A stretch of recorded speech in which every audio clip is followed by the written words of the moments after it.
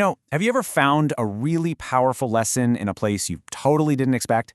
Sometimes the biggest stories, the ones that really stick with you, come from the simplest sources. Today, we're going to dive into this beautiful little tale from a 7th grade textbook that's all about the courage it takes to finally find your voice. Okay, so our story kicks off right here, in a coastal village in India. I want you to just picture this for a second. A quiet riverbank, just like this one. It's peaceful, it's a place for solitude, and it's a place where a young girl named Jahnavi comes to just sit and think. And it's right here, in this quiet spot, that the story asks this simple, kind of magical question. What if the world around you could actually speak? I mean, what if nature itself could give you advice? This is the exact moment our story takes a hard turn from the ordinary into something pretty special. All right, so let's meet the star of our story. This is Jahnavi. She's a bright young girl, she's got 3 brothers, and she's living a life that kind of feels like it's already all mapped out for her. But deep, deep down, she's holding on to this one dream that feels completely out of reach. And this is where we first find her, right by the river's edge, crying her eyes out. This image just says it all, doesn't it? It perfectly captures her despair. You see, the river is her confidant, the only witness to her sadness and all those unspoken wishes. So what's this big, heartbreaking dream she has? It's something so many of us just take for granted. All Jahnavi wants in the world is to go to school, to learn how to read, just like her older brother, Gopi. But for years, this is all she's ever heard. First, she was too small. Then, another brother was born, and she had to stay home to take care of him. Now she's almost 10, looking after the youngest, and that maybe next year, well, it's just never come. And this is the moment. This is the moment where everything shifts. On this one day, as Jahnavi is crying by the water, something completely impossible happens. The line between what's real and what's a fairy tale, it just starts to get blurry. All of a sudden, she hears this sleepy, murmuring voice. It's not a bird, it's not a lizard. She looks all around, totally startled, because she was positive she was all alone. And here it is, the big reveal. The voice belongs to the river itself. The very same river that has been her silent friend for all these years has finally decided to speak up.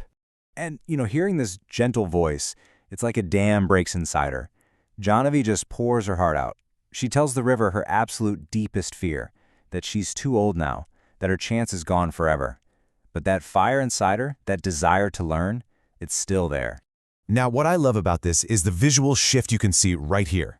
She goes from absolute hopelessness, from tears, to actively listening. She's engaged with this new source of wisdom. Her whole body changes. Hope is starting to creep in. And the first thing the river says is just so simple, but so powerful. It just quietly challenges the one unspoken rule that's been holding Jahnavi back her whole life. It's this fundamental truth, this statement of equality, coming from this ancient flowing voice.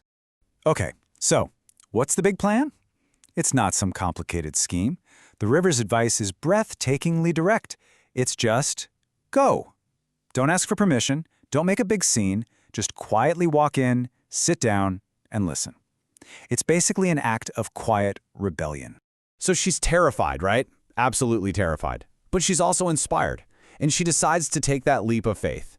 This next part of the story is all about what happens when you finally turn that little voice of advice into real action. And she does it. She actually slips into the classroom. And instead of getting yelled at or chased out, the teacher is kind. He sees how much she wants to learn, and he promises to help her. In an instant, her biggest fear just evaporates. But Jahnavi's one single act of courage, it doesn't just stop with her. Oh no. True to his word, the teacher shows up at her house that evening. And that one visit creates this ripple that's about to change her entire family.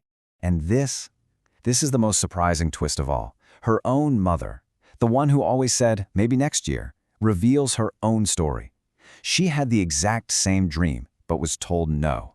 And now, she is so happy that Jahnavi will get the chance she never had. It's just this incredibly powerful, generational moment. And this is where Jahnavi's personal win transforms into a full-blown mission. It's not just about her anymore. Inspired by her mom's past and her own future, she makes a vow to pay it forward. She's going to make sure every single girl in her village gets the chance that she had to fight so hard for. It's such a simple story on the surface, but man, it carries so much weight. So let's just zoom out for a second and really look at how it works. Why is this little tale so incredibly effective at getting its point across? Well, the magic of the whole story really hinges on this one literary trick: personification. By giving the river a voice and thoughts and a personality, the author turns it from just a piece of the background into a wise, nurturing character in its own right. But you have to ask, why do that, right? Why not just have a wise old woman give the advice? Well, think about it. The river represents something ancient and constant and natural. Its advice feels like this timeless wisdom that's literally flowing from the earth itself. It gives Jahnavi a kind of courage she just couldn't find in the people around her. So when you boil it all down, the core messages are crystal clear. This isn't just some sweet story about a talking river. It is a powerful fable about the struggle for girls' education, about the incredible ripple effect of one brave decision, and ultimately it's about the importance of finding your own voice and speaking up for yourself, even when you're scared. And I love how the story brings us full circle. We end right back where we started, at the riverbank. But this time, Jahnavi isn't crying. She runs back to her friend, the river, to shout about her victory. It's just a perfect, triumphant moment that acknowledges her fear, but celebrates her courage. And that leaves all of us with one final thought to chew on. We all have those moments where we feel stuck, right? Where the voices around us just aren't giving us the encouragement we need. This story asks us to think about, where can we find that quiet, wise voice for ourselves? Who or what is your river?